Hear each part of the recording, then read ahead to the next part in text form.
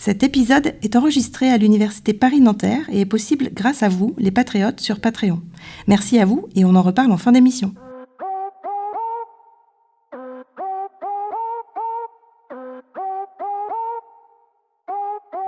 Bienvenue sur Parlons peu, parlons ergo, votre podcast de vulgarisation autour des connaissances de l'ergonomie. Aujourd'hui, on se retrouve pour un épisode intitulé « Au secours, mon travail me passionne », durant lequel nous aborderons bien évidemment la question de la passion au travail, mais aussi sa place dans les organisations et enfin la place du dialogue. Au micro pour cet épisode, Barbara Goujon et Thibaut Marcoux.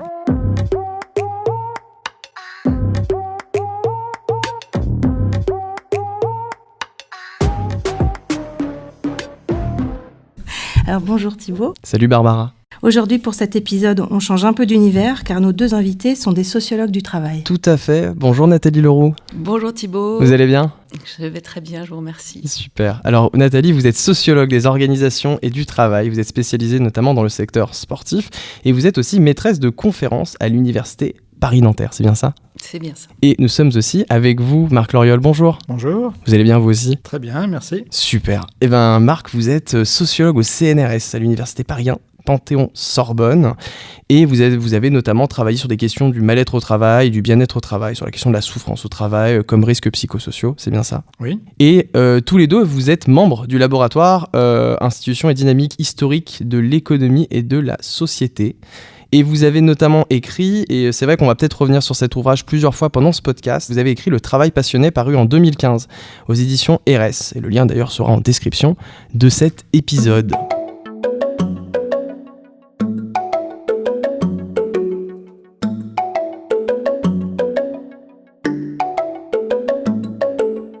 Alors pour rentrer un peu dans le vif du sujet et pour pas perdre nos auditeurs et nos auditrices, on aurait bien aimé revenir sur la question de la passion, parce que c'est un peu le thème de notre podcast, mais peut-être de la définir dans un premier temps.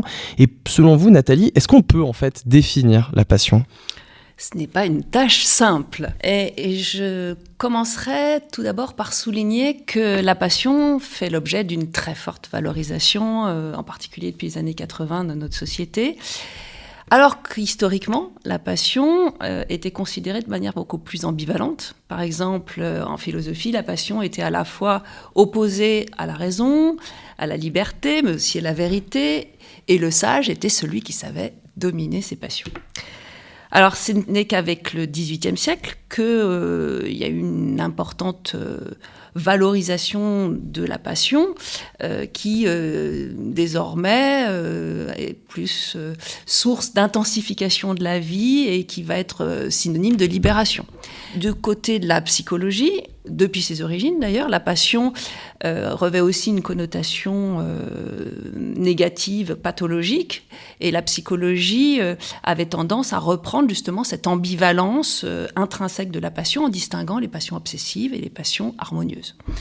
Alors, malgré ces conceptions ambivalentes, historiques ou traditionnelles de la passion, dans les années 70, dans nos sociétés occidentales, la passion va prendre un tour résolument positif, un sens positif.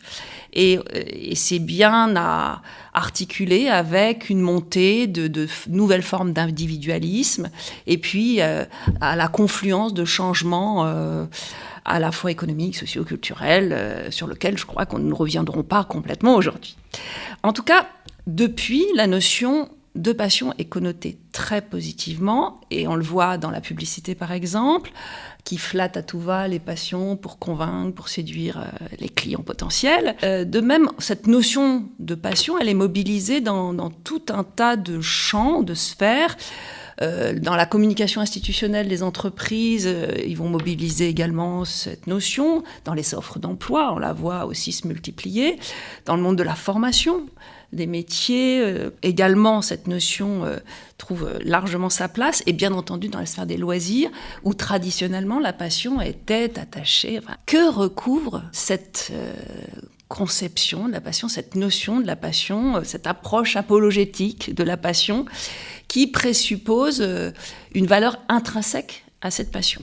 On peut mettre au jour plusieurs dimensions comme constituant cette conception un peu globale de la passion. Alors, première chose, de manière assez évidente, on est dans le sens commun, la passion désignerait donc une forte inclination, un goût, un penchant important à l'égard d'un individu, d'un objet, d'une activité. Ça c'est une première chose. Et ce penchant induit une forte implication de l'individu dans cette activité, vis-à-vis, là encore, de cet objet ou de cette personne. Et ce qui est important de souligner, c'est que cet investissement de l'individu est lié en fait que cet objet, cet individu, cette activité est une source de plaisir à ses yeux et revêt du sens aussi particulièrement à ses yeux. Et enfin, dernière dimension, je dirais, c'est que cette passion, finalement, concourt à la définition de soi, de son identité, à la réalisation de soi. C'est-à-dire que finalement, cette valorisation de la passion, elle renvoie au fait qu'elle serait d'une part librement choisie, ou en tout cas éprouvée. Et dans ce sens, la passion ne peut être qu'authentique, elle ne peut pas être feinte. Là encore, un deuxième point, la passion, elle est englobante, c'est-à-dire qu'elle permet de donner du sens à son existence, à une totalité. Et puis, là aussi, elle est très expressive dans la mesure où elle va exprimer une sorte de soi profond. Alors, un troisième élément, c'est aussi que la passion, elle a cette vertu d'être différenciante. C'est-à-dire qu'elle permet de se démarquer des autres et du coup de se revendiquer comme un individu ayant une originalité, de marquer son détachement aussi par rapport aux appartenances qui sont, elles, héritées et non choisies. Et en même temps, la passion, elle a aussi une vertu dans la mesure où elle est affinitaire. C'est-à-dire que le partage de cette passion permet de faire partie de cercles restreints, choisis, où on partage le plaisir de la passion avec d'autres et où on peut aussi construire son identité dans le cadre de ces groupes choisis, là encore. Alors, on voit bien que le sens commun a une forte tendance à valoriser cette passion harmonieuse et à écarter toute définition, toute acception négative de celle-ci. Et on voit aussi que pourquoi elle est si valorisée, cette notion, c'est parce qu'elle constitue un ressort de la réalisation de soi. Et cette réalisation de soi est une valeur dans notre société moderne, voire post-moderne. Et certains auteurs comme, je pense, Eva Illouz, y voient une injonction sociale majeure dans son livre sur les sentiments du capitalisme, qui incite évidemment les individus à la réalisation de soi et à réaliser et à activer et réaliser ses passions. Merci Nathalie, c'est vrai que ça nous permet on a souligné les vastes domaines dans lesquels la passion s'exprime ou peut s'exprimer. Et dans le discours des travailleurs, Marc, comment ça peut se comprendre alors la passion ? Alors, effectivement, moi je me suis intéressé à la passion parce que j'ai eu la surprise d'entendre d'un seul coup, dans certaines de mes enquêtes, ce mot apparaître de façon régulière, alors qu'auparavant, je n'avais pas entendu ou pratiquement pas. Quand je travaillais sur le monde ouvrier, je travaillais sur les infirmières, sur les policiers, et dans les entretiens, les gens, même quand ils étaient extrêmement engagés, quand ils disaient qu'ils aimaient leur travail ou qu'ils étaient très investis dans leur travail, ils ne parlaient pas de passion. Et puis, j'ai travaillé ensuite avec des diplomates, j'ai fait une recherche sur les diplomates, et là, le mot passion revenait régulièrement. J'ai travaillé encore plus, et là, c'était directement la question centrale et la demande qui avait conduit à cette recherche sur des gens qui travaillent dans des scènes de musique actuelle, des SMAC, qui sont des lieux dédiés aux musiques dites actuelles, donc ça va du rock, reggae, hip-hop. Dans une des SMAC, une SMAC historique, parce que c'est un label qui existe depuis les années 90 seulement, les gens se plaignaient d'être trop passionnés. Donc il y avait un paradoxe. Qu'est-ce que ça veut dire d'être trop passionné? C'est trop passionné parce qu'ils n'arrivaient pas à faire la part des choses. On y reviendra, je pense, entre leur travail et leur temps libre. Ils s'épuisaient à poursuivre un idéal qu'ils n'arrivaient jamais à atteindre complètement. Donc je me suis posé la question de savoir finalement pourquoi les gens parlent de passion dans certains métiers et pas dans d'autres. Et donc j'en ai discuté. C'est aussi dans ce cadre-là qu'on en a discuté avec Nathalie, puisque Nathalie, on entendait parler dans le monde du sport. Donc on a échangé, puis c'est de là qu'est née l'idée de faire le livre ensemble. Du coup, j'ai fait une petite liste des métiers. Et c'est des métiers comme justement les métiers artistiques, les métiers parfois dans une moindre mesure de l'encadrement, les métiers du sport, les métiers de la mode, les métiers très créatifs, les métiers aussi des nouvelles technologies de l'information et de la communication. Et ce qui unit à mon sens ces différents métiers, c'est d'être à la fois des métiers assez concurrentiels, où il y a beaucoup d'appelés et peu d'élus, et des métiers où il y a aussi tout un discours sur le fait que ce qui est reconnu, valorisé, c'est la créativité personnelle, le style personnel. Même chez les diplomates, le style personnel est quelque chose de tout à fait mis en avant. C'est-à-dire qu'il y a tout un ensemble de protocoles, de règles très strictes qui définissent le travail des diplomates. Mais en même temps, un bon diplomate, c'est quelqu'un qui sait, dans le cadre de ces protocoles et de ces règles, créer un style personnel qui va permettre de faire avancer, par exemple, une négociation, de faire progresser une relation bilatérale, même si parfois les relations entre les pays sont moins bonnes qu'on ne pourrait l'espérer.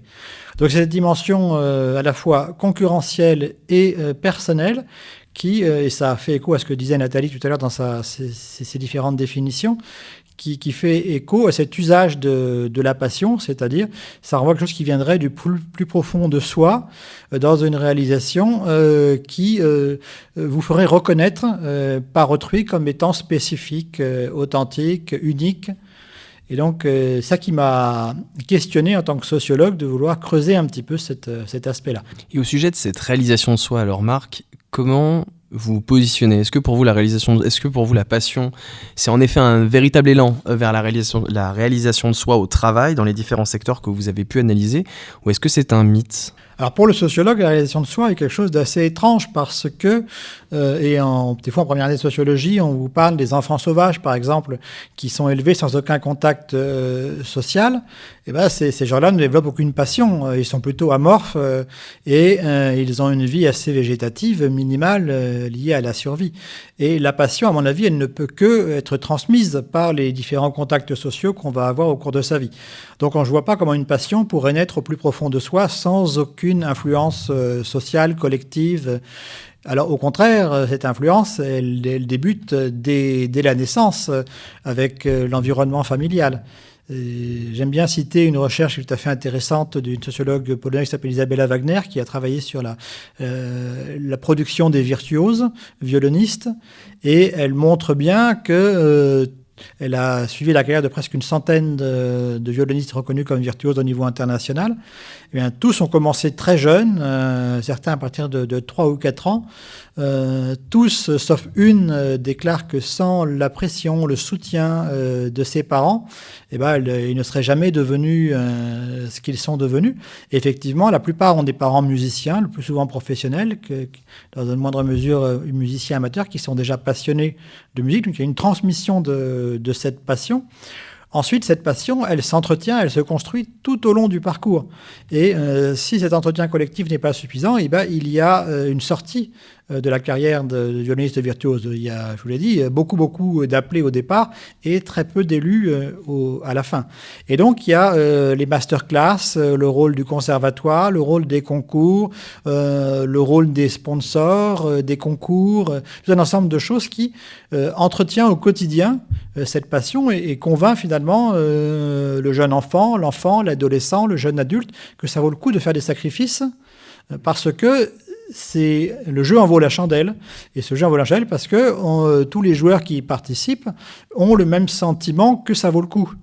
Et dès lors que l'on se trouve dans un monde où ce sentiment n'est plus partagé, on se pose beaucoup plus de questions. On se dit, est-ce que ça vaut la peine de sacrifier mon enfance, de ne pas aller jouer avec les copains et les copines, de ne pas sortir le soir, tout ça pour devenir peut-être hypothétiquement virtuose un jour. Donc c'est pour ça que je pense qu'on peut parler de mythe de réalisation de soi, parce que la réalisation de soi, elle est toujours la réalisation de soi dans un contexte social, et même, je dirais même plus, dans l'ensemble des contextes sociaux qu'on va traverser au cours de sa vie. Donc elle est collective, cette réalisation de soi. Même si dans les domaines où on parle beaucoup de passion, on la vit comme intensément personnelle et individuelle.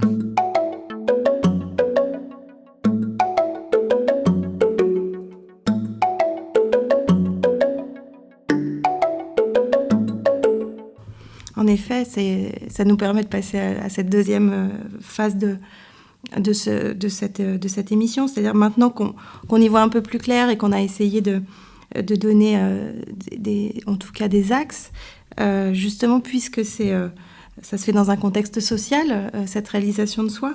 Comme on est pour parler du travail, dans les organisations justement...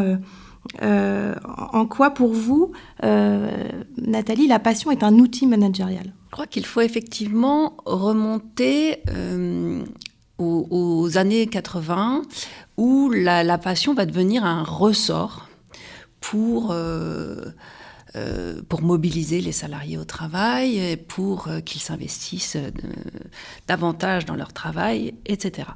Et il faut remettre cette valorisation de la passion au travail dans un certain contexte que je vais essayer de retracer rapidement. Au début des années 80, on est dans un contexte de critique du modèle ou du système de production fordiste, bureaucratique antérieur, qui n'offre pas de place à la subjectivité et dans lequel, en gros, le travail est réduit à une activité mécanique qui est dénuée de sens. C'est dans ce contexte que la passion au travail va être désormais vue comme une source d'épanouissement de soi.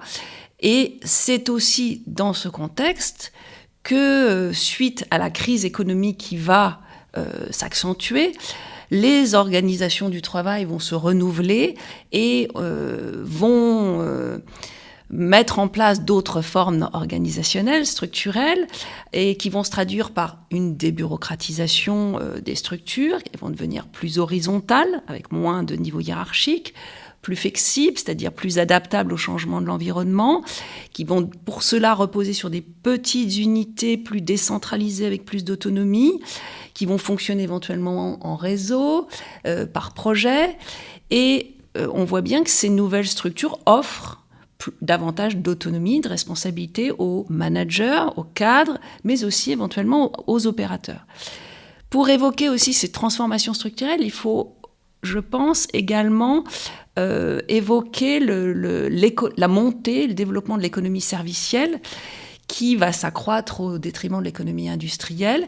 Et cette économie, évidemment, repose sur la relation de service qui consiste en un travail relationnel, avec une forte dimension psychologique, où l'individu va être amené à se mettre en scène. Donc on voit bien que dans cette nouvelle économie, la création de la valeur va reposer de plus en plus sur les savoir-faire, les savoirs des travailleurs, c'est une chose, mais c'est aussi sur la qualité des échanges, sur leur prise d'initiative, sur leur créativité, sur leur implication subjective. Donc on voit bien que les mutations structurelles et culturelles à l'œuvre qui, dans les entreprises depuis les années 80 à peu près, vont finalement entrer en coïncidence, en phase avec cette injonction sociale de réalisation de soi qui s'est renforcée depuis les années 70, notamment après 1968. Et si on reprend l'ouvrage de Luc Boltanski et F. Capello qui s'intitule « Le nouvel esprit du capitalisme », selon ces auteurs, eh bien, le capitalisme, l'engagement finalement dans le capitalisme serait un moyen justement d'accéder à la réalisation de soi, à ses aspirations les plus personnelles. Et donc, ce nouvel esprit du capitalisme va reposer sur une injonction à la réalisation de soi qui favorise le bon fonctionnement du capitalisme et qui en même temps justifie son principe et son fonctionnement. J'aurais bien aimé vous lancer, Marc, sur cette question-là, sur la question de, finalement, pour alimenter cette société libérale, en tout cas, et donc la réalisation de soi, comme vous disiez, Nathalie, réalisation de soi avec être soi-même une entreprise, etc. Il y a quand même des choses qui se passent au niveau dans les offres d'emploi, dans ce que les grandes entreprises ou dans les petites, les moyennes d'ailleurs peuvent proposer. On attend la passion dans les offres d'emploi, selon vous, Marc? Alors effectivement, si vous regardez des offres d'emploi et vous faites une recherche sur le site de la NPE ou Indeed ou des sites de ce type-là, et vous tapez passion, comme vous verrez que vous aurez plein d'offres d'emploi qui comportent le mot passion ou ses dérivés, passionné, passionnant, etc. Et alors c'est intéressant, effectivement, il y a cet aspect qu'on vient d'évoquer, c'est-à-dire l'idée de donner une image de l'entreprise comme étant capable de susciter l'intérêt du travail, l'engagement de ses salariés. Mais il n'y a pas que ça, il n'y a pas simplement l'image de marque de l'entreprise, il y a d'autres choses derrière le mot passion. Et ces autres choses, c'est en fait qu'on cherche quelqu'un capable de s'adapter à des situations parfois contradictoires.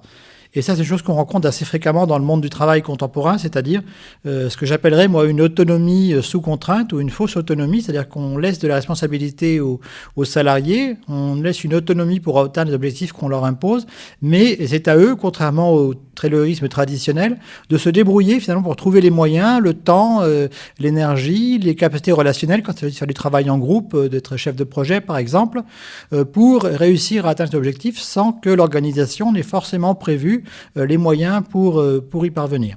Et donc, si on regarde les offres d'emploi, vous pouvez le faire, j'ai déjà fait à différentes époques, on voit qu'il y a toujours un lien assez fort entre les types d'emplois où effectivement on va devoir répondre à des injonctions contradictoires, des incertitudes, des problèmes imprévus qui vont se poser, tout un tas de galères qui vont surgir de façon impromptue, et la demande d'être passionné de son travail. Et donc, derrière le mot qu'on cherche des gens passionnés, il y a aussi on cherche des gens adaptables et à ne pas perdre leur motivation face à ces difficultés.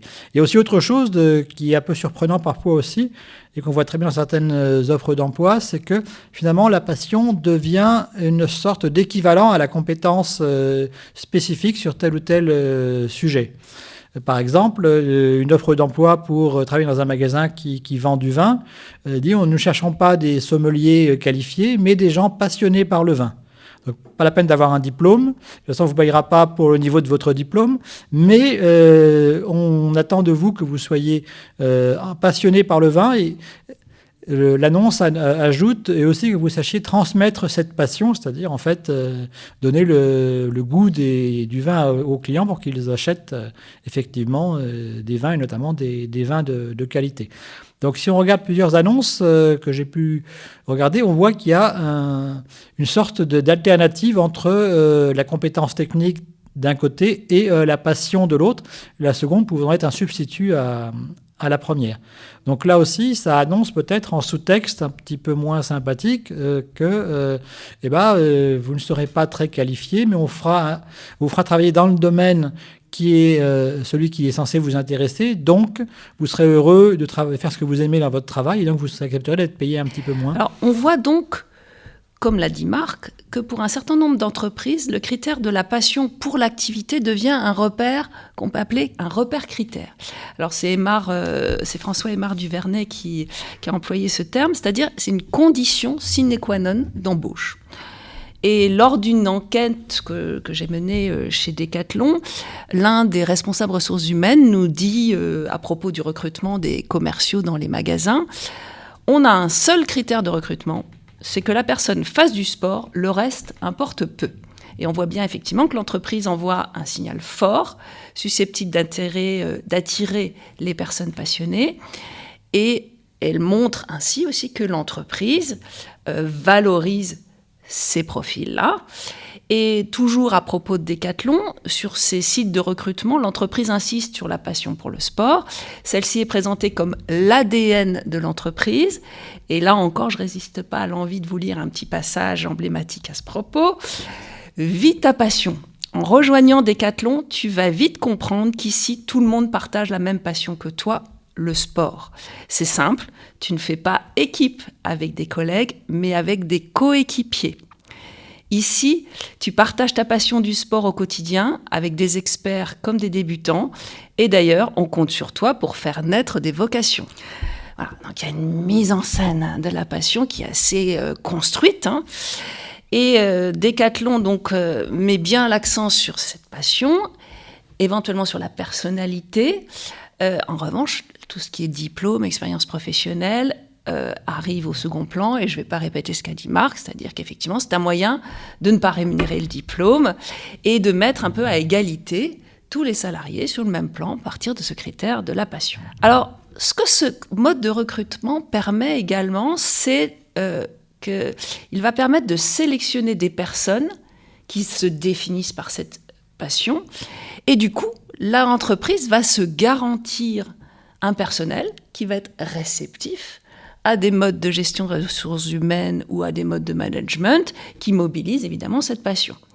Et puis qui vont être prédisposés à adhérer au projet de l'entreprise, à le faire sien, intérioriser ses normes, ses valeurs, et en l'occurrence pour Decathlon, qui consiste à démocratiser le sport, la pratique sportive.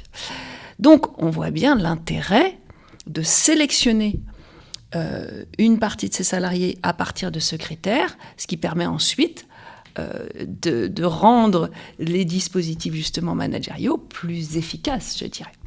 Alors, parmi les dispositifs de gestion des ressources humaines, on peut en évoquer d'autres. On peut parler, par exemple, de certains dispositifs de formation, et qui sont en général des formations internes, dispensées par les salariés de l'entreprise eux-mêmes. Chez Decathlon, on a le cas. Et ces dispositifs de formation permettent non seulement d'acquérir des savoirs, des savoir-faire utiles, spécifiques, mais également d'acculturer les salariés aux valeurs de l'entreprise en lien avec la passion au travail ou de l'objet particulier ou de l'activité particulière. Et on trouve lors de ces formations, et c'est le cas pour Decathlon, des injonctions à se faire plaisir en travaillant et une invitation bienveillante à partager leur passion, notamment, évidemment, avec les clients. Donc, voilà, on voit bien l'intérêt derrière ces dispositifs de formation. Je parlerai aussi quand même des modalités d'évaluation, et on le voit chez Decathlon, mais on le voit aussi dans d'autres entreprises. Par exemple, chez Decathlon, l'entretien individuel commence par une évaluation des plaisirs et des déplaisirs des salariés au travail, par rapport aux différentes missions qu'il a à mener. Donc, là aussi, l'entreprise met l'accent sur la dimension subjective du travail. Elle ancre quelque part les motivations du salarié sur le registre affectif, subjectif. Voilà. Donc ça, c'est les différentes dimensions que peut prendre la mobilisation de la passion dans les dispositifs de gestion des ressources humaines. Alors, on voit aussi que dans le discours, dans la rhétorique des entreprises, il y a une vraie, là encore, mobilisation de la passion au travail, qui est souvent le fondement du développement d'une culture particulière dans l'entreprise. Et on va mettre en scène de manière plus ou moins directe, là aussi, la passion au travail. Alors, ça se donne à voir dans les projets d'entreprise, dans les listes de valeurs qui définissent les entreprises. Bon, ça, c'est classique et assez généralisé, on va dire. Et puis, ça va se décliner aussi dans un certain nombre de supports de communication interne à destination des salariés. Et là aussi, un petit exemple qui en dit long.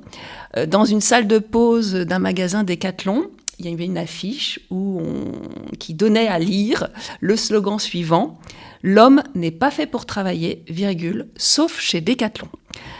Ce qui sous-entend que chez Decathlon, l'individu est fait pour travailler, car le travail permet l'épanouissement de l'individu et la réalisation de soi. Donc, voilà, on est bien dans une rhétorique valorisant la passion au travail. Et au-delà de cette rhétorique, il y a aussi un certain nombre de pratiques. Alors, par exemple, évidemment, dans des entreprises à vocation sportive, en rapport avec l'activité, elles vont développer, elles vont promouvoir, favoriser des activités individuelles ou collectives en lien avec le sport. Et par exemple, encourager le sport, la pratique du sport le midi entre collègues. Alors l'entreprise va payer une partie des abonnements, ou bien installer une salle de douche, ou bien également installer une salle de sport. Tout cela participe aussi de l'activation de la passion du sport. Et puis ça permet aussi de développer des liens affinitaires particuliers, plus personnels, plus chaleureux, voire d'amitié entre les salariés. On voit également qu'il y a des séminaires de cadres qui vont être organisés, qui vont être assortis en plus des réunions de pratiques sportives. De même, on va dans le même esprit organiser des événements sportifs, une olympiade sportive. Donc on voit qu'il y a tout un ensemble de dispositifs pour attiser, exalter la passion des salariés afin évidemment de les mobiliser au travail. Et que tout ce dont on vient de parler sert aussi de support à, je dirais, un processus de socialisation spécifique autour du sport en l'occurrence, qui alimente un sentiment d'appartenance dans l'entreprise, qui favorise l'adhésion au projet de l'entreprise, et une dernière chose qui permet à l'individu d'incarner ce rapport passionné, ces normes, ces valeurs, ce rapport passionné à l'activité de l'entreprise. Et ça aussi, c'est très important pour l'entreprise dans les différentes relations que l'individu va avoir au travail, vis-à-vis des clients, etc. Donc Nathalie, en effet, oui, parce que c'est vrai que vous venez d'exposer l'ensemble des dispositifs managériaux qui utilisent, on va dire, la passion au travail. Et du coup, quels sont les effets recherchés ou attendus de la passion ? Alors, ces effets recherchés ou attendus sont pluriels. Et on l'a déjà bien un petit peu entendu à travers ce qui a été dit précédemment.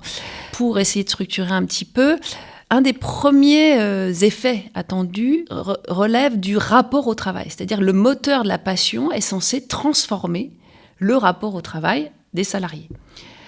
C'est-à-dire que ces salariés passionnés sont valorisés par le fait de faire de leur passion un travail. Et puis, par ailleurs, la passion va amoindrir, voire faire disparaître, le caractère contraignant du travail qui va être justement librement choisi. Par ailleurs, la passion permettrait d'éprouver donc de la satisfaction, du plaisir au travail et favorise, on l'a dit, la réalisation de soi. Donc, à la limite, l'individu ne considère plus l'activité en question comme un travail, c'est-à-dire comme une contrainte extérieure, puisque l'activité est intériorisée, librement choisie et procure en plus du plaisir. Donc on voit bien un déplacement, un changement du rapport au travail qui est évidemment bénéfique pour les entreprises. Par ailleurs, le partage d'une passion commune permet également de transformer les relations avec les autres personnels de l'entreprise. La passion aurait effectivement pour vertu de réchauffer la relation, de créer de la sympathie au sens d'attraction passionnelle, et qui naîtrait du partage d'une même passion. Et donc elle est susceptible de créer des liens affinitaires qui vont dépasser les différences sociales, religieuses, ethniques, de genre, etc., mais aussi qui permet d'euphémiser la relation hiérarchique. Subordonné, supérieur hiérarchique, même combat, ou entre guillemets, même passion. Donc, je dirais que la passion, là aussi, favorise la convergence des intérêts au sens large. Encore une autre chose, c'est-à-dire dans une organisation, le partage d'une passion commune va servir de ciment au groupe de travail, d'où l'intérêt, évidemment, de recruter des personnes ciblées par le critère de la passion et qui permet, si ce n'est une certaine homogénéité du personnel, en tout cas de créer un dénominateur commun qui va favoriser le développement a priori de liens affectifs. Alors par ailleurs, un point qu'on n'a pas encore soulevé, c'est le fait que le personnel adhère au projet de l'entreprise avec sa passion, par sa passion, ce personnel va être moins enclin à remettre en question ce projet, à critiquer, à s'opposer à la politique de l'entreprise et serait moins enclin à se syndiquer. D'une part, parce que le salarié va intérioriser la contrainte du travail, parce qu'éventuellement il va se sentir solidaire de la direction, passion partagée, et puis il ressent aussi, il est lié par une sorte d'engagement moral, la confiance qu'on lui donne. Et puis il y a aussi le fait toujours d'accomplir un travail pour son plaisir va aussi conduire à amoindrir, voire annihiler les sentiments ou les ressentis désagréables au travail, et voire à favoriser l'auto-exploitation du salarié. Et dernière chose, là aussi, je dirais que le rapport passionnel au travail, en mettant toujours l'accent sur le plaisir et la réalisation de soi, va reléguer au second plan ce qui relève de l'intérêt, notamment économique, qui évidemment sinon pervertirait la logique de réalisation de soi. La passion au travail va conduire à une sorte d'aveuglement, peut affaiblir le sens critique et puis l'individu va éventuellement avoir moins tendance à revendiquer de meilleures conditions de travail parce que ça risque de remettre en cause publiquement le caractère passionné de son travail, le désintéressement qui fonde son engagement. Le travail passionné va finalement délégitimer la défense d'intérêts catégoriels ou d'intérêts matériels ou économiques. D'où, évidemment, l'intérêt, là encore, de mobiliser la passion au travail. Peut-être un dernier point à ce propos sur les effets attendus, c'est la passion comme ayant pour vertu d'enchanter les relations économiques, justement, ou les relations marchandes. Je pense aussi ici aux relations avec les parties prenantes, notamment les clients, mais ça peut être les partenaires, les fournisseurs ou autres.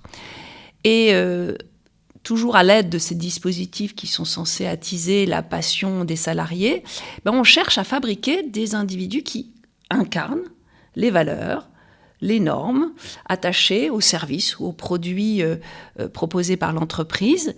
Et on voit bien que notamment, par exemple, les salariés qui sont chargés de la commercialisation de ces services ou de ces produits, on va chercher à ce qu'ils enchantent eux-mêmes les produits et les services en question, en les dotant de propriétés symboliques, émotionnelles, qu'ils y attachent eux-mêmes. Là encore, la passion peut créer une sorte de rapport de connivence avec le client, avec les partenaires, et qui, justement, ces clients viennent peut-être à ces produits parce qu'ils sont eux-mêmes passionnés, et les partenaires parfois également. Donc, là encore, ça contribue à repersonnaliser les échanges marchands en créant du lien passionné, tout en les désocialisant, c'est-à-dire en enlevant la gangue sociale des acteurs autour de cette connivence passionnée. Et ça permet évidemment de fournir une autre base aux transactions économiques et voire d'euphémiser l'intérêt économique, en tout cas de le subordonner, cet intérêt économique, au registre de la passion, et ce qui est très favorable évidemment aux transactions marchandes, économiques, etc. Peut-être pour compléter cet aspect-là de la question de l'outil managérial avant de passer à la suite, peut-être Marc, revenir sur la question, parce que tous ces dispositifs-là, il y a peut-être un dernier point qu'on n'a peut-être pas abordé, on a commencé du moins à l'aborder, c'est la question des récompenses. Est-ce que les récompenses symboliques, Marc, pour vous, ça fait partie de ces dispositifs managériaux autour de la passion ? Oui, absolument. Et comme Nathalie l'a évoqué, ces récompenses symboliques, elles sont aussi produites collectivement. C'est-à-dire, c'est le plaisir du jeu, de la compétition, avec des gens qui partagent ce même goût du jeu et de la compétition, et avec qui on va créer ce que les salariés appellent une bonne ambiance, parce qu'on est d'accord sur l'intérêt du travail, sur la valeur de l'objet du travail en question, et que du coup, même quand on n'est pas d'accord, on arrive à discuter et à trouver des principes plus généraux qui permettent de trouver des points d'accord. C'est le rôle de la controverse, je pense qu'on abordera un peu plus tard. Juste le petit détail, en répondant, je me suis rendu compte on parle de récompenses symboliques, mais ce n'est pas des récompenses symboliques que j'ai évoquées, c'est des récompenses bien réelles, puisqu'elles sont intersubjectives, elles sont dans la relation, elles naissent de la relation. Pour continuer sur la question des organisations du travail, on aurait bien aimé revenir avec vous sur la dichotomie, la distinction entre passion du travail versus la passion au travail. Et pour vous, Nathalie, si on comprend bien, la passion au travail fait partie d'une logique managériale de responsabilisation. C'est bien ça ? C'est bien ça. Là encore, depuis les années 80-90, les profonds remaniements structurels à l'œuvre dans les entreprises ont été assortis donc de politiques managériales qui vont mettre de côté le modèle antérieur disciplinaire, fondée sur la prescription, au profit d'un modèle qui aligne la réalisation personnelle des salariés, des employés, aux intérêts supérieurs de l'organisation. Et ces modes de management qui mobilisent donc de plus en plus la subjectivité des individus au travail, ça va se traduire par une tendance qui est transversale à l'ensemble des secteurs d'activité, une tendance très générale, qui cible d'ailleurs plus particulièrement les managers, les cadres, mais aussi d'autres individus, et qui consiste à responsabiliser ces individus par rapport à une mission, une unité, un service. Et ces dispositifs managériaux de responsabilisation consistent d'une part à découper le travail, à organiser le travail en petites arènes ou petites tâches ou unités, à coordonner ce travail non pas par la prescription hiérarchique de tâches, mais plutôt par un principe d'injonction qui repose davantage sur la confiance donnée à un salarié. Et puis, donc, ce processus de responsabilisation va consister à donner des marges d'autonomie à un salarié, à susciter sa prise d'initiative, sa créativité, à favoriser une liberté d'organisation dans son temps de travail, dans le choix de ses moyens, voire de ses méthodes. L'objectif, le but de ces dispositifs de responsabilisation vise à ce que le salarié singularise son travail, le réalise à sa manière et se reconnaisse à travers lui, à travers ses résultats. Finalement, ça permet d'imputer à une personne une action, une activité, et c'est-à-dire que la personne va se l'attribuer et va se définir comme auteur à part entière de cette action. Ces techniques managériales de responsabilisation sont assorties de tout un tas de discours qui vont inviter, là encore, les individus à se faire plaisir au travail, à se réaliser, qui valorisent la liberté, la créativité, l'initiative, la prise de risque, etc. Et tout cela fait partie des valeurs, là encore, de la culture mise en avant par la culture de l'entreprise. Alors, je vous donne encore un exemple pris chez Decathlon, qui met particulièrement en valeur ce modèle aussi de la responsabilisation, qu'il met également en pratique. Et je vais vous lire encore un petit extrait de la doctrine en question. Un salarié de Decathlon est un individu qui se prend en charge, qui est acteur de sa vie. Il dit « je ». Nous croyons à la responsabilité comme école de formation. La responsabilité forge de grands individus. Tout est dit, ou presque. Donc on voit bien que les managers, en l'occurrence, sont définis comme de véritables entrepreneurs de soi, sont invités à s'approprier les objectifs économiques, ce qui réduit l'apparence des contraintes formelles.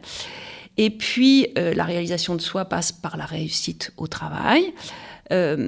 Donc, le rapport au travail va engendrer un engagement libre, intense de soi au travail, source de plaisir, de réalisation de soi. Bon. Évidemment, cette responsabilisation des individus conduit à des formes d'auto-exploitation des travailleurs qui vont fixer, ou pas d'ailleurs, leurs propres limites de temps de travail, d'investissement au travail. Et évidemment, ça peut conduire à des formes de burn-out qui se sont fortement développées, là encore, ces dernières décennies, qui ont été analysées notamment par Alain Ehrenberg dans son livre « La fatigue d'être soi ». C'est-à-dire que la fatigue, la dépression sont un peu les revers de la liberté accordée au travail, de cette responsabilisation des individus, de ces capacités d'initiative, de prise de risque données aux individus dans leur travail. En effet, avec cette logique de responsabilisation, vous avez évoqué le fait que le travail on devient auteur d'un travail, donc d'un objet qu'on valorise aussi, mais alors vous avez évoqué que c'était une valorisation un peu singulière. Donc, vous, Marc, cette passion pour un objet valorisé, comment on peut la comprendre, en fait ? On la comprend dans la mesure où c'est une valeur qui va être créée, entretenue, valorisée, c'est un peu un pléonasme, collectivement. C'est-à-dire que je reviens à mon exemple des diplomates. Ce qui a de la valeur pour les diplomates et ce qu'ils jugent être passionnant, c'est d'être au cœur de l'histoire et d'être en interaction avec les personnalités qui comptent, qui font le monde. Les premiers entretiens qu'on a menés avec les diplomates, certains nous disaient, pour nous expliquer la passion qu'ils avaient pour leur métier, qu'ils rencontraient des gens incroyables et ils nous citaient comme exemple 2 noms qui nous paraissaient pas si incroyables, pas si intéressants que ça a priori, c'était George W. Bush Jr. et Saddam Hussein. Pourquoi ? Parce qu'à l'époque, c'était eux qui avaient fait l'actualité quelque temps avant et c'était de eux qu'on parlait tout le temps. Donc, aller négocier avec Saddam Hussein, c'est pas parce qu'on a plaisir d'être avec Saddam Hussein, vu le personnage dont il s'agit, mais c'est simplement d'être au cœur de l'histoire. Et ça, ce sentiment d'être au cœur de l'histoire, c'était une construction collective au sens où tout le monde le partageait très fortement au sein de la profession diplomatique, bien entendu, mais aussi à l'extérieur. Et je me souviens d'un diplomate qui nous racontait que ce qui était intéressant dans son métier, c'est qu'il agissait sur le monde et il voyait dans le journal Le Monde le résultat de son travail. Donc, on voit ici un petit microcosme qui se recrée, qui donne de la valeur à l'action diplomatique et qui en fait quelque chose malgré les contraintes. Et c'est pour ça que, de façon très paradoxale, quand on demandait aux gens quels étaient leurs meilleurs souvenirs, certains nous racontaient des souvenirs assez souvent de conflits où ils avaient fait de la médiation. Et ils disaient l'ambassade était bombardée, on devait se réunir dans les caves la nuit, mais c'était extraordinaire parce qu'on faisait l'histoire tous ensemble avec les rebelles, avec le gouvernement, beaucoup d'actions qui se passaient, qui mettaient notre vie en danger, qui perturbaient notre vie quotidienne, mais qui rendaient la chose tout à fait passionnante. Donc c'est cette dimension collective qui me semble tout à fait intéressante parce qu'elle est paradoxale par rapport à cette idée de généralisation qui vient de soi-même. Je l'ai dit, un bon diplomate, c'est quelqu'un qui sait jouer avec les règles et créer un style individuel pour ouvrir des possibilités que la situation, par exemple le conflit, le rapport de force, les blocages géopolitiques rendaient a priori inextricables. Et justement, on va réussir à créer quelque chose de nouveau, donc d'être individuellement créatif, mais dans un collectif. Et c'est ça qui souligne cette dimension très importante de l'objet du travail. Et la passion au travail, elle est souvent liée à un objet, dans la mesure où ça renvoie à une distinction assez classique en sociologie, qui est que le rapport au travail peut avoir une dimension intrinsèque. On aime son travail pour l'objet de son travail, parce qu'il nous apporte en tant que tel. Le diplomate aime être diplomate parce que ça lui apporte le sentiment de participer, de faire l'histoire, de faire des choses qui ont du sens et qui sont intéressantes. Mais il y a aussi ce qu'on peut appeler la valorisation extrinsèque. Extrinsèque, c'est-à-dire qu'on aime son travail parce qu'il vous donne un statut social, parce qu'il vous donne des revenus, parce qu'il vous donne une place dans la société, un rôle social. Et là, c'est beaucoup plus indistinct. À la limite, on pourrait faire presque n'importe quel travail du moment qu'il apporte ces dimensions-là.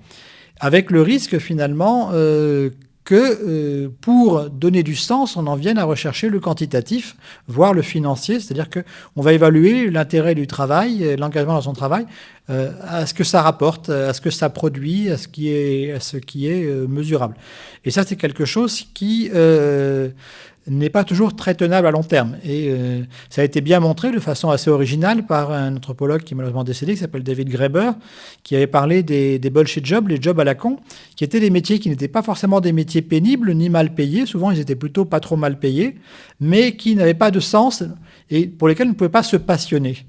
Et donc, on ne se passionnait que finalement pour la réussite en elle-même et pas pour la réussite de quelque chose de particulier. Donc, c'est pour ça que ce qui est valorisé, c'est un objet particulier qui est valorisé dans un monde social spécifique. Il y a quelques années, j'ai un étudiant en Master Pro qui me dit « Je veux faire un mémoire sur la passion que je voudrais transmettre pour le contrôle de gestion ». Et a priori, on peut penser que le contrôle de gestion, ce n'est pas quelque chose qui est perçu comme passionnant spontanément par la plupart des gens. Mais lui, il trouvait ça passionnant parce qu'il était avec des gens qui mettaient en avant la technicité, l'inventivité, l'astuce même qu'on pouvait mettre, la créativité dans cette activité qui peut sembler assez terne et peu motivante pour quelqu'un qui ne le connaît pas, mais qui peut devenir un jeu passionnant pour celui qui s'y investit. Donc c'est effectivement l'objet du travail qui a une valeur, mais une valeur uniquement parce qu'elle est intersubjective, partagée par un monde professionnel particulier. Vous évoquez fierté de la production, quoi. On est à cet endroit-là de l'objet du travail. Et les effets de cette passion, du coup, à cet endroit-là, qui sont... est-ce qu'on peut parler de bonne et de mauvaise passion ? La distinction entre une bonne et une mauvaise passion, elle a été faite par un psychologue canadien, et Nathalie me le rappelait, qui s'appelle Robert Valérand. Il fait cette distinction-là sur la bonne et la mauvaise passion. Je trouve que c'est une distinction qui est très problématique. Elle est aussi problématique, à mon avis, que celle que j'ai déjà discutée par ailleurs, qui est celle entre le bon stress et le mauvais stress. C'est-à-dire que le stress, si on prend la définition de départ, c'est effectivement quand on est dépassé, quand on a le sentiment que l'on ne peut pas parvenir à répondre aux enjeux, aux challenges, aux objectifs qui vous sont demandés. Et donc, il n'y a pas de bon stress. Il y a des enjeux stimulants parce qu'on a les moyens de les réaliser, parce qu'on a les compétences pour le faire et que le collectif dans lequel on agit est aussi un collectif aidant qui va, par la division du travail, par le soutien des collègues, par encore une fois la valorisation de l'objet que j'ai évoqué à l'instant, rendre ce défi stimulant. À l'inverse, un défi pour lequel on n'a pas la compétence, pour lequel on n'a pas les moyens suffisants pour le réaliser correctement, eh ben, il n'est pas stimulant. C'est pas du mauvais. C'est pour ça qu'il n'y a pas de bon stress et de mauvais stress, mais il y a des défis stimulants et des défis qui, au contraire, vont être paralysants ou mettre la personne en échec et en difficulté et conduire à la dévalorisation de soi.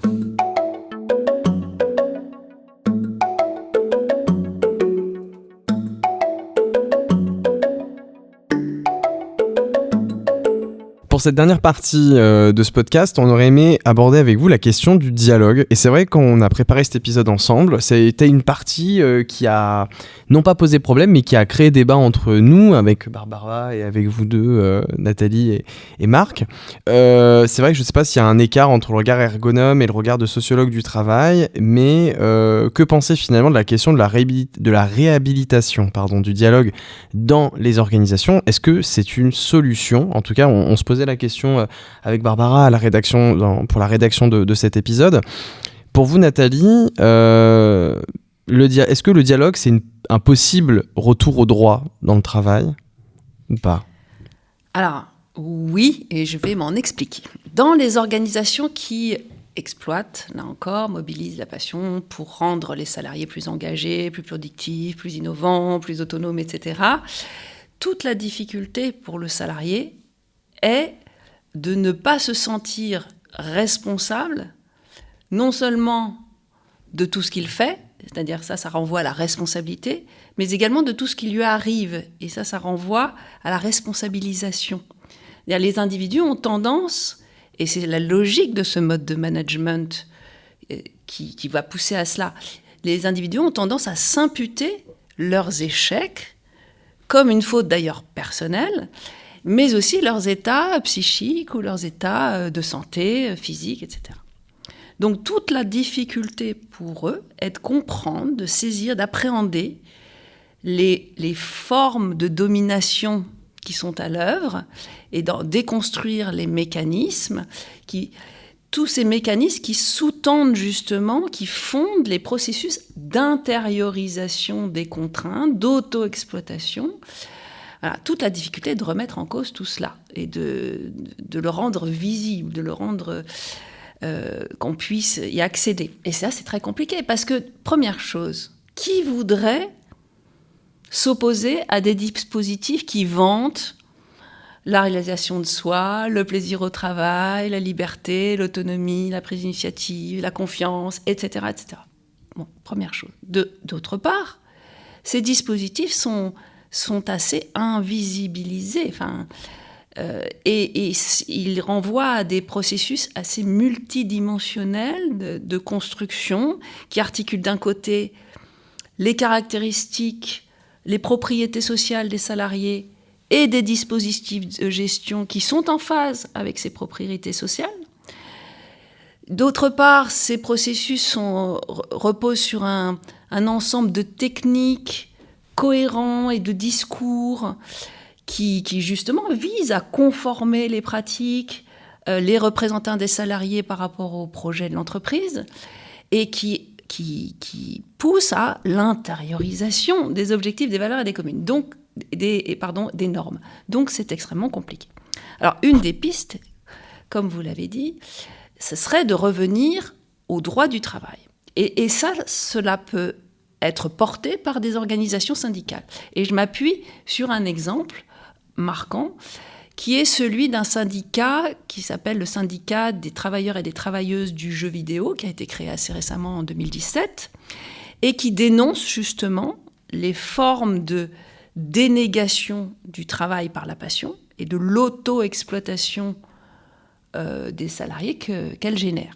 Alors, qu'est-ce que fait ce syndicat ? L'idée, c'est de montrer que construire le travail comme activité passionnée conduite à l'acceptation, voire la transfiguration par un grand nombre de salariés de conditions dégradées d'emploi, par exemple la précarité, la non-rémunération des heures supplémentaires, mais aussi par la transfiguration du travail, avec notamment les effets de surtravail, le crunch dans les jeux vidéo, etc. Donc il s'agit bien pour le syndicat de mettre au jour et de déconstruire ce que Maud Simonet, dans l'ouvrage que l'on a co-dirigé sur le travail passionné, indique, à savoir le double processus de valorisation du travail par la passion et de dévalorisation du travail par la passion. Dévalorisation au sens, ce n'est plus un travail au sens juridique du terme. Donc l'action de ce syndicat consiste en effet à requalifier l'activité productive en travail à part entière, à redéfinir les salariés en travailleurs en référence à un contrat de travail et au droit du travail, et puis aussi à redéfinir les relations productives comme éventuellement conflictuelles et pas consensuelles ou voire communautaires, vous voyez, autour d'un sens commun partagé, de normes, de valeurs communes. Il s'agit bien de s'opposer à cette activité passionnée, librement choisie, autonome, réalisée par plaisir et par passion, et de mettre en avant le travail qui, lui, repose sur un cadre légal qui protège le salarié. Donc, la finalité du syndicat, si j'ai bien compris, c'est de mieux articuler cette activité passionnée et le travail contraint, défini par un cadre légal. Et en l'occurrence, ça passe par la mise en place d'un dialogue avec les salariés. Et notamment ceux qui sont en souffrance. Le syndicat réunit certains salariés qui viennent à eux éventuellement, et l'idée c'est de montrer justement que l'individu n'est pas responsable de sa souffrance, qu'il peut en parler, la faire partager, et que justement faire l'expérience que c'est du caractère partagé de cette souffrance, que ce n'est pas le propre de cet individu en question. Et puis, donc, c'est bien, à travers le dialogue, de réinstaurer, je dirais, la réflexivité, et en pointant du doigt les causes objectives de cette souffrance en question, en montrant que la souffrance, elle vient d'un cadre, de dispositifs qui sont extérieurs et qui amènent à cela. Donc, voilà, je trouve que cette expérience, oui, et ce processus que met en place le syndicat est tout à fait intéressant pour montrer une des manières de remettre en cause le travail passionné et de le refonder sur un cadre légal, juridique, qui permet de défendre et de protéger le salarié. Et du coup, c'est un axe, en effet, ce retour au droit avec cet exemple de ce syndicat là, dans un domaine où c'est pas tout à fait la culture. Marc, vous partagez en fait cette idée qu'une auto-exploitation est difficile à remettre en cause, et vous avez également une idée à poser sur l'action du dialogue, mais sur un autre objet, finalement. Alors effectivement, c'est très difficile de remettre en cause cette auto-exploitation, parce que c'est, d'une certaine façon, donner le sentiment qu'on se dénie soi-même. Puisque cette passion, elle est censée venir du plus profond de nous-mêmes, la remettre en cause, c'est se remettre en cause soi-même. Et ça se comprend dans la mesure où cette passion, elle se construit à travers aussi un processus biographique. Et si je prends l'exemple des scènes de musique actuelles, des SMAC, beaucoup des personnes qui ont travaillé dans ces SMAC-là ont commencé comme des gens qui étaient passionnés par la musique et parfois ont mener l'activité de façon bénévole, de façon amateur dans ce domaine-là, sans être payés, sans avoir un salaire pour le faire, simplement parce qu'ils aimaient ça. Et puis certains accèdent à cette activité en tant que travail, et là, ils ont du coup, qui pèse sur leur épaule, une pression assez forte qui est qu'ils doivent être à la hauteur. Finalement, on les paye pour faire ce qu'ils aiment et donc ils doivent en retour prouver qu'ils sont dignes de cette élection en quelque sorte. Et une des personnes qu'on a interrogées dans les SMAC nous disait « c'est déjà difficile de dire non à son patron ». Alors il faut savoir qu'il faisait référence à un directeur qui est très charismatique, donc ça explique aussi pourquoi c'est difficile de dire non à ces personnes très charismatiques. Et il ajoutait « c'est encore plus difficile de dire non à son idéal ». Parce que ça voulait dire que tous les efforts qu'il a réalisés jusqu'à maintenant n'étaient peut-être pas aussi justifiés, puisqu'il se rendait compte que travailler dans ce domaine-là n'était pas toujours source de plaisir. Donc il y a cette question de l'auto-exploitation qui est très importante. Et c'est intéressant dans cet exemple-là, c'est qu'il ne découle pas de dispositifs, contrairement au cas évoqué par Nathalie, de dispositifs pensés par la DRH pour instrumentaliser la passion dans un sens de rendre les salariés plus efficaces et performants. Ici, il n'y a pas ce dispositif-là, et néanmoins, il y a quand même cette forme d'auto-exploitation. L'exemple des SMAC me semble aussi important pour comprendre cette question de l'importance du dialogue et de la capacité à discuter du travail lui-même, et notamment de ce qu'est réaliser un beau travail. Pour expliquer ça, je vais revenir sur cette histoire un peu chronologiquement. Elle a commencé dans la mesure où un collègue me dit dans cette structure-là, on a eu beaucoup de problèmes de santé liés au travail. On a eu 2 personnes qui ont fait des burn-out successivement sur le même poste, le poste de programmatrice, de jeunes femmes qui ont fait des burn-out. On a des personnes qui se plaignent d'épuisement, de fatigue, de problèmes dermatologiques qu'ils attribuent à leur trop fort investissement dans le travail. Le directeur qui a fait des problèmes cardiaques aussi, c'est un directeur très charismatique et très reconnu dans le milieu. Et donc, il me demande si ça m'intéresserait de faire une étude. Et donc, on arrive dans cette salle, et donc, on fait des entretiens et on suit le travail de différentes personnes. Et je vais parler en particulier du programmateur qui a succédé aux 2 jeunes femmes qui ont fait des burn-out, parce que lui-même, il est quelqu'un qui a commencé en tant que tourneur bénévole, c'est-à-dire qu'il aidait des groupes à trouver des concerts et des enregistrements. Et ensuite, il a la chance d'être recruté dans cette SMAC. Et le rôle de programmateur, c'est un rôle important parce que c'est lui qui va déterminer en quelque sorte le style musical, le style culturel aussi de la SMAC, de la structure. Et par conséquent, beaucoup de choses reposent sur ses épaules. Et alors ce jeune homme était très très investi dans son travail. Quand il y avait un concert dans la salle où il travaillait, il arrivait tôt le matin pour recevoir les techniciens, les musiciens qui faisaient l'installation technique, les balances. Bien entendu, il restait jusqu'au départ du dernier musicien, dernier technicien, très tard le soir.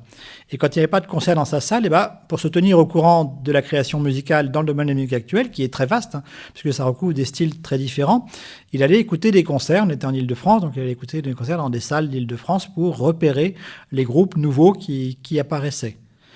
Et son travail le prenait donc de façon presque totale. Et il ne restait plus que le temps pour dormir. Et il se rend compte finalement qu'il se coupe de ses relations amicales. Sa copine le quitte et on le suit sur toute une période. Et au moment des fêtes de fin d'année, il est tout seul. Il n'a pas de projet. À un moment donné, quelques mois après, il y a un épisode qui va remettre en cause cet fort investissement, c'est-à-dire que chaque saison est organisé un concert de rap hip-hop, style qui est assez peu apprécié par l'ensemble des salariés de cette salle, mais qu'ils mettent en place parce qu'ils pensent que ça fait partie de la musique actuelle et qu'il y a un public pour ça. Et donc, il y a 2 parties dans le concert. Et la deuxième partie, le moment le plus important, l'artiste qui était prévu annule quelque temps avant.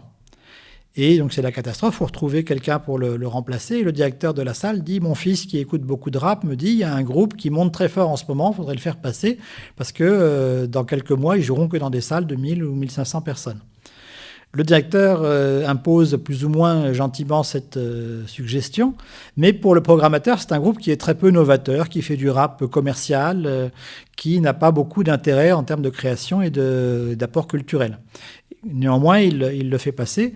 Et puis, effectivement, c'est un groupe qui monte très fort. Et en 2 jours, toutes les places payantes sont vendues. Et le programmateur le vit un peu comme un désaveu de sa capacité à trouver des groupes qui sont créatifs, exigeants, qui feraient le pont entre différents niveaux actuels, etc. J'ai longuement développé cet exemple-là parce qu'il était assez symptomatique de ce qui se passait dans cette structure-là, où tous les gens avaient toujours envie de vouloir atteindre un objectif extrêmement ambitieux et de vouloir toujours en faire plus.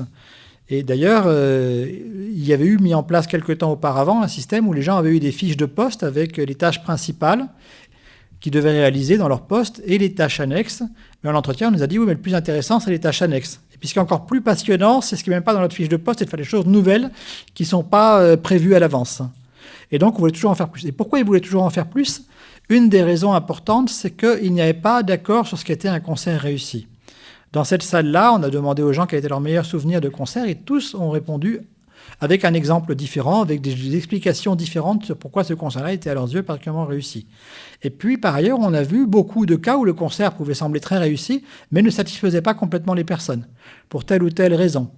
Un concert parce qu'il y a eu un incident technique ou parce qu'il n'y a pas eu de lien qui a pu se créer entre les groupes amateurs locaux qui venaient répéter dans les studios de répétition de la structure et un groupe un peu plus connu qui est venu faire son concert. Et donc, les gens ne sont jamais totalement satisfaits de ce qu'ils réalisent. Et du coup, ils ont toujours besoin de vouloir en faire plus, d'inventer des nouvelles formes, d'associer un concert de hip-hop avec la prestation d'un tatoueur et puis un graffeur qui va venir faire un graffiti sur le mur, etc. On fait beaucoup de choses, et à tel point que tout le monde est débordé. D'ailleurs, ce programmateur, une chose étonnante, il nous dit à un moment donné qu'il n'en peut plus, qu'il est débordé par son travail, il voudrait élever des chèvres en Corrèze, il nous l'a vraiment dit. Et qu'est-ce qu'il fait ? Peu de temps après, il crée un cours de jardinage dans la MJC, Maison de la Culture, dans lequel cette SMAC est hébergée, ce qui le prive de son dimanche matin, au seul moment où il pouvait se reposer. Et donc là, on voit que les gens veulent toujours en faire plus. Et ce qui est intéressant, c'est que ça ne se passe pas toujours comme ça, heureusement. On était dans une autre SMAC, plus petite, et d'ailleurs c'est une structure qui a même renoncé au label SMAC parce qu'il le jugeait trop exigeant. Dans cette autre SMAC, ils avaient une idée extrêmement précise de ce que devait être le beau travail, un concert réussi. Et d'ailleurs, cette salle est beaucoup plus petite, donc on a posé la même question et tous les gens, 7 personnes à qui on a posé la question, nous ont donné le même exemple de concert réussi qui associait en première partie un groupe de rappeurs local et en deuxième partie un groupe plus professionnel de musique du monde. En première partie, le rappeur qui était intervenu a accepté de faire des ateliers d'écriture avec des jeunes. Il y a toute une dynamique collective qui s'est créée.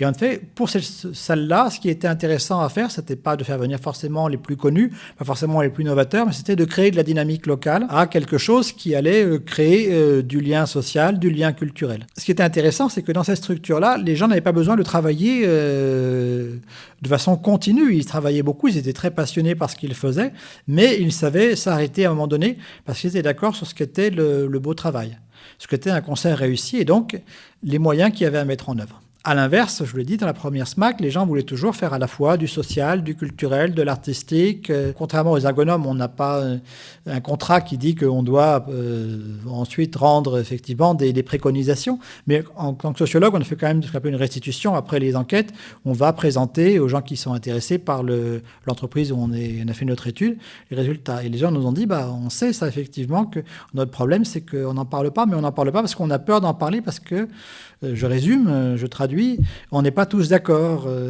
Par exemple, dans l'équipe de direction, il y avait beaucoup d'intérêt pour des concerts de jazz, alors que pour certains, le jazz ne fait pas partie des musiques actuelles parce qu'il est déjà subventionné par ailleurs. Et en plus, les concerts de jazz coûtent plus cher, il accueille un public relativement restreint, et par conséquent, il y avait une culpabilité. Et donc, ils avaient peur, si on mettait les choses sur la table, que ces questions-là, pourquoi faire du jazz ? Est-ce que c'est bien notre mission de le faire ? Est-ce que c'est pas trop coûteux ? Et chaque membre de l'équipe avait un peu ce genre de culpabilité et n'osait pas l'exprimer de peur finalement de révéler des conflits qui leur paraissaient insurmontables et ingérables.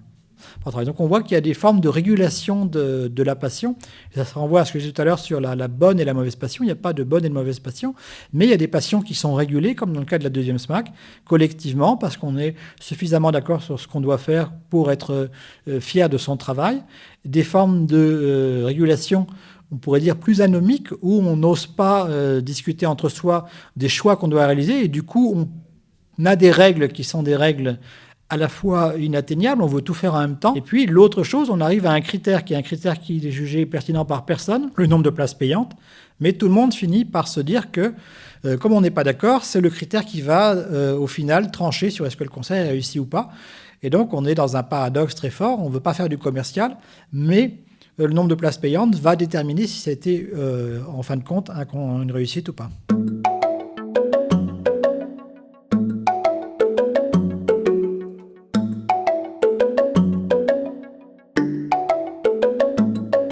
Merci Nathalie Leroux.